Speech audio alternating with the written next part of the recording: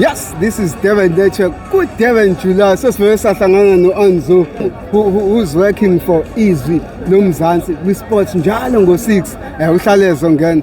Bafowethu niyaphila kodwa. Siyaphila ngani yakuthi. Umlando uyayiphinda. Mina ngijwayele u-interviewa nina. Yebo. Namhlanje ngithema ngithi nazi lezi insizwa seyifuna u-interviewa mina. Mfowethu.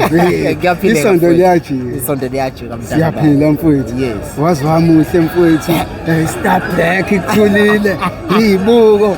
Zimnyama, ibhlue elimnyama. Wasozoyithinta ngejack parcela lapha emhlophe. Tell us about what inspires this outfit. Hey, mntaka baba, uyazi makuyi-Durban July, abantu bagqoka ngohlobo ohlukahlukene. Yes sir. So ngithe impela manje ngiyibone ezamathayi. Ake ngiyovele kube mnyama nebala ke liyazisho. Ngase ngithi angidliza. Ngathi angidliza.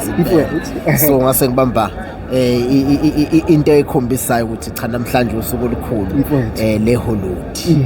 Usuku olukhulu leHollywood kusho ukuthini kuwena kuba ingxenye yeDurban July? Mntaka baba kusho lukhulu cishe sekokwesithathu ngihambela lo mcimbi futhi ngiyawubona ukukhula isivinini. Into engithanda kakhulu mntaka baba ukubona abantu abamnyama bengena kulolu hlobo lolu lwemicimbi ngoba abantu abamnyama babaziwa ukuthi hayi abangeni kulento kodwa manje sababona abantu abafana noSimanga Khumalo abagibela amahashi okuyinto enhle kakhulu mntaka baba. Mhlawumbe sikhulume ngawo ke umuntu okusport amahashi ayisport kusho ukuthini ubona abantu abangaka bezolandela umcimbi wamahashi okuwukuthi akusimcimbi ohlaluni support kodwa mase kuyi-Durban July baphuma ngobuningi abantu bazongamela. Mfowethu lokho kusho ukukhulu singaqali nje ngeDurban July siyazi ukuthi